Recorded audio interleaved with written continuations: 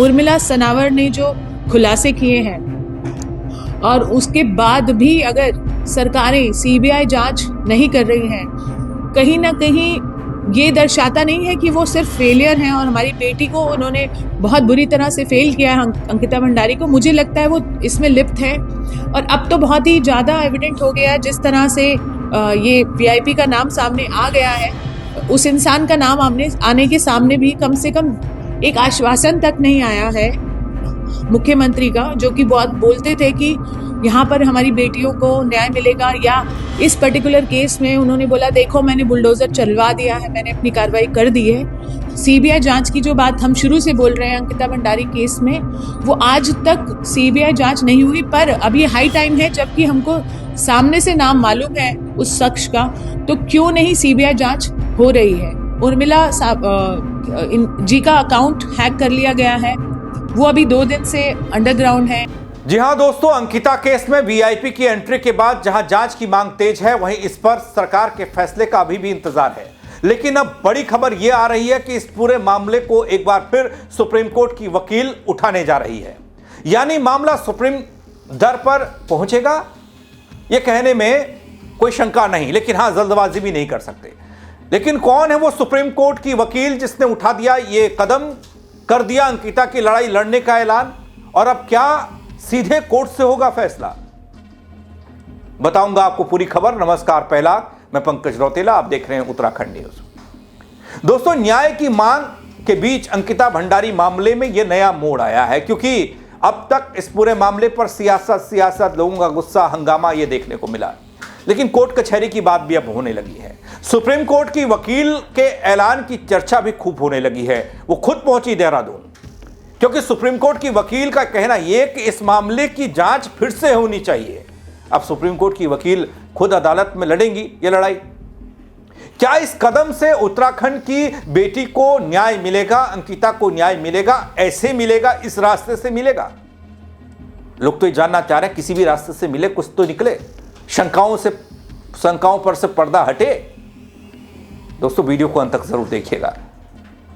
देश में कई चर्चित महिला यौन हिंसा प्रकरण के खिलाफ पहाड़ बनकर खड़ी रहने वाली एक महिला, जिसका नाम है योगिता भयाना, वो देहरादून पहुंची। देहरादून में उन्होंने अंकिता भंडारी हत्याकांड के खिलाफ बड़ी लड़ाई लड़ने का ऐलान किया। दोस्तों, योगिता भयाना एक जानी मानी सामाजिक कार्यकर्ता भी है। जैसा कि दगड़ियों, उत्तराखंड का चर्चित अंकिता हत्याकांड हम सब देख रहे हैं, एक बार फिर से देश के लिए बड़ा मुद्दा बना, सियासी तौर पर भी, सामाजिक तौर पर भी। यही कारण है कि देश के कई सामाजिक संगठन भी अब अंकिता भंडारी केस में अपने आप को जोड़ रहे हैं, उससे जुड़ रहे हैं, जिसमें एक नाम योगिता भयाना का भी है। योगिता भयाना भारत में, अपने देश में रेप विक्टिम को न्याय दिलाने का काम करती हैं। इसके लिए बाकायदा वो एक अभियान चलाती हैं जिसका नाम है PARI, people's against rape in India. हाल में उन्नाव रेप केस को लेकर बड़ा आंदोलन किया था, जिसके बाद सुप्रीम कोर्ट ने आरोपी कुलदीप सेंगर की जमानत याचिका भी रद्द की थी। अब योगिता भयाना ने अंकिता भंडारी को इंसाफ दिलाने का बीड़ा उठाया है, लेकिन उनके सवाल भी तमाम हैं। वो सरकार से सवाल कर रही है, वो पार्टी से सवाल कर रही है, यानी बीजेपी से सवाल कर रही है। इस मामले पर अब तक हुई कार्रवाई पर सवाल उठा रही हैं। उर्मिला सनावर ने जो खुलासे किए हैं और उसके बाद भी अगर सरकारें सीबीआई जांच नहीं कर रही हैं, कहीं ना कहीं ये दर्शाता नहीं है कि वो सिर्फ फेलियर हैं और हमारी बेटी को उन्होंने बहुत बुरी तरह से फेल किया है, अंकिता भंडारी को। मुझे लगता है वो इसमें लिप्त है और अब तो बहुत ही ज़्यादा एविडेंट हो गया है जिस तरह से ये वीआईपी का नाम सामने आ गया है। उस इंसान का नाम आने के सामने भी कम से कम एक आश्वासन तक नहीं आया है मुख्यमंत्री का, जो कि बहुत बोलते थे कि यहाँ पर हमारी बेटियों को न्याय मिलेगा। या इस पर्टिकुलर केस में उन्होंने बोला देखो मैंने बुलडोजर चलवा दिया है, मैंने अपनी कार्रवाई कर दी है। बुलडोजर चलाने से कार्रवाई नहीं होती है, बुलडोजर चलाने से सबूत मिटते हैं। और वो जो महिला सबूत मिटाने में उस समय खड़ी थी वहां पर, रेनू बिष्ट, मुझे लगता है कि हमने बहुत ही उनको पोलाइटली हैंडल किया है। हम सब ने सिर्फ उनका नाम उजागर किया, पर सबूत मिटाने के जुर्म में वो इस औरत को ना कि इस्तीफा होना चाहिए या यहाँ से निकाल देना चाहिए पार्टी से। मुझे लगता है उनकी गिरफ्तारी होनी चाहिए। मुझे नहीं मालूम है किस तरह से कानून काम कर रहा है या हमारी मांगे सही तरह से नहीं पहुंच रही हैं। इन महिला का तो कम से कम गिरफ्तारी मिनिमम बनता है। सबूत मिटाने के बहुत सारे आईपीसी सेक्शन जो अब की बीएनएस में कन्वर्ट हो चुके हैं, उनको जेल होनी चाहिए। दोस्तों, देहरादून पहुंची योगिता भयाना ने उत्तराखंड के चर्चित अंकिता हत्याकांड में सामने आए खुलासों पर सरकार से सीबीआई जांच की मांग की। योगिता भयाना ने कहा कि उनके देहरादून आने का मकसद अंकिता हत्याकांड में सामने आ रही नई जानकारी को समेटना है, सरकार को आगाह करना है और उन तमाम सियासी लोगों को भी आगाह करना है जो अब तक इस मामले पर कुछ बोल नहीं रहे। दोस्तों, योगिता भयाना का कहना कि आज समाज और मीडिया में अंकिता हत्याकांड से जुड़ी कई नई चौंकाने वाली चीजें, जानकारियां सामने आ रही हैं। फिर सरकार, सिस्टम, पुलिस इस सब पर मौन क्यों है? इस पर कार्रवाई आगे क्यों नहीं बढ़ रही? जबकि वो कहती है कि सरकार को इस मामले में अपनी चुप्पी तोड़नी चाहिए।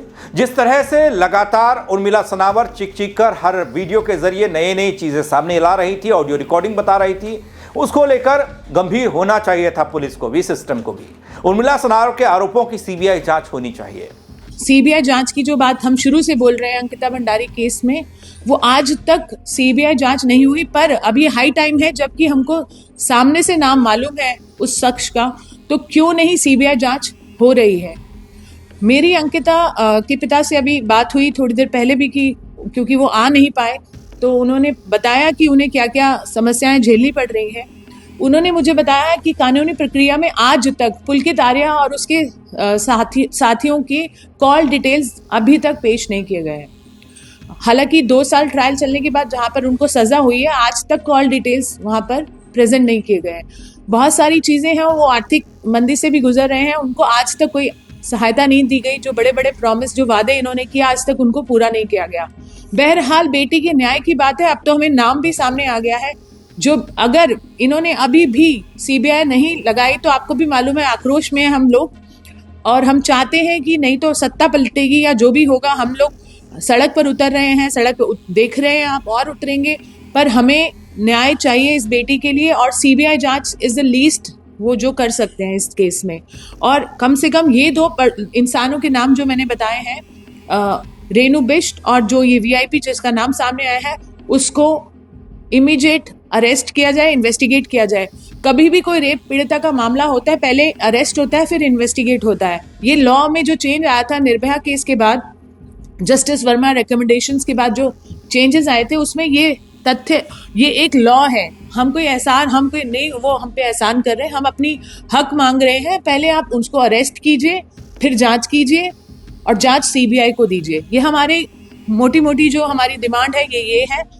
इसके अलावा दोस्तों, योगिता ने कहा कि अंकिता भंडारी हत्याकांड पर कई खुलासे करने वाली उर्मिला सनावर का भी कुछ अता पता नहीं है, जिसका जिक्र हम बार बार कर रहे हैं कि वो गायब है, ना नए वीडियो आ रहे हैं सामने, ना कोई जानकारी है। उर्मिला सनावर की गुमशुदगी को लेकर भी उन्होंने सवाल खड़े कर दिए और कहा कि सरकार, सिस्टम, पुलिस को वो बताना चाहती है कि आखिर उर्मिला सनावर कहाँ है, उनके फेसबुक अकाउंट फ्रीज क्यों किए गए, क्या इसके पीछे है, क्या उनके पास कोई जानकारी है।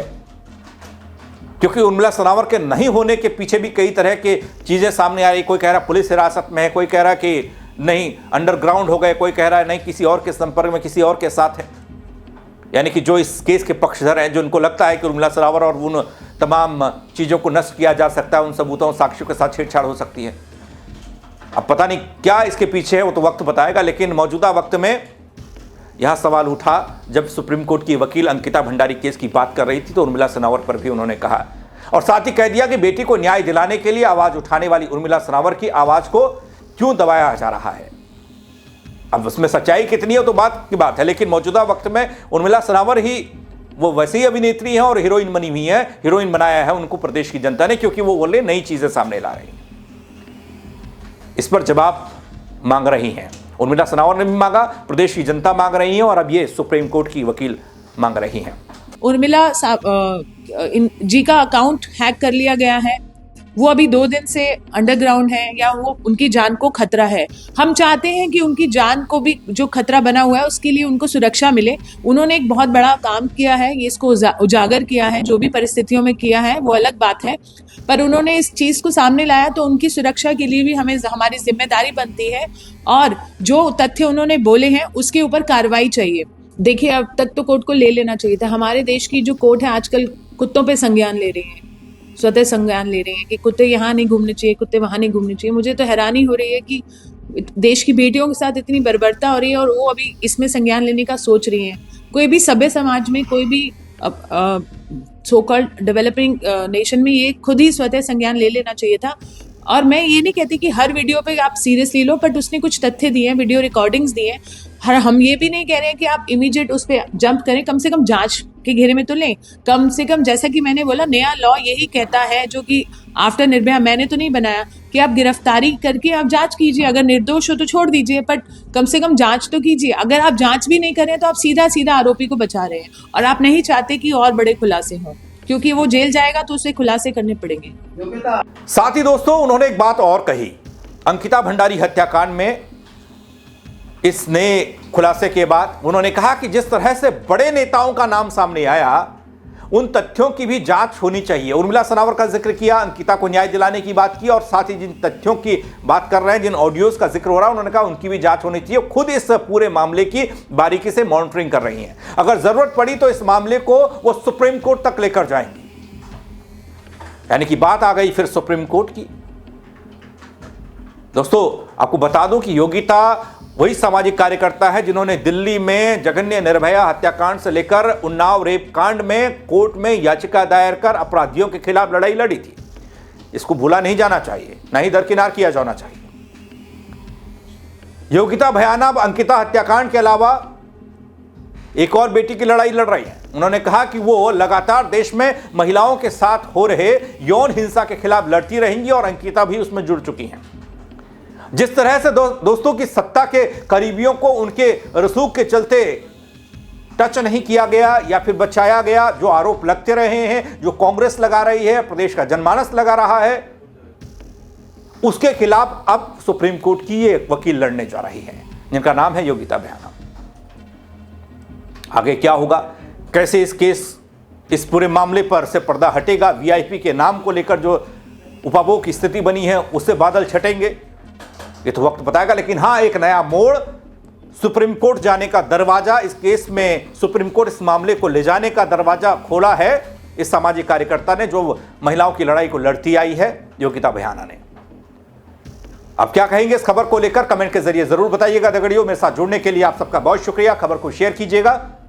जय उत्तराखंड। उर्मिला सनावर ने जो खुलासे किए हैं और उसके बाद भी अगर सरकारें सीबीआई जांच नहीं कर रही हैं, कहीं ना कहीं ये दर्शाता नहीं है कि वो सिर्फ फेलियर हैं और हमारी बेटी को उन्होंने बहुत बुरी तरह से फेल किया है, अंकिता भंडारी को। मुझे लगता है वो इसमें लिप्त है और अब तो बहुत ही ज़्यादा एविडेंट हो गया है। जिस तरह से ये वीआईपी का नाम सामने आ गया है, उस इंसान का नाम आने के सामने भी कम से कम एक आश्वासन तक नहीं आया है मुख्यमंत्री का, जो कि बहुत बोलते थे कि यहाँ पर हमारी बेटियों को न्याय मिलेगा। या इस पर्टिकुलर केस में उन्होंने बोला, देखो मैंने बुलडोजर चलवा दिया है, मैंने अपनी कार्रवाई कर दी है। सीबीआई जांच की जो बात हम शुरू से बोल रहे हैं अंकिता भंडारी केस में, वो आज तक सीबीआई जांच नहीं हुई। पर अब ये हाई टाइम है, जबकि हमको सामने से नाम मालूम है उस शख्स का, तो क्यों नहीं सीबीआई जांच हो रही है।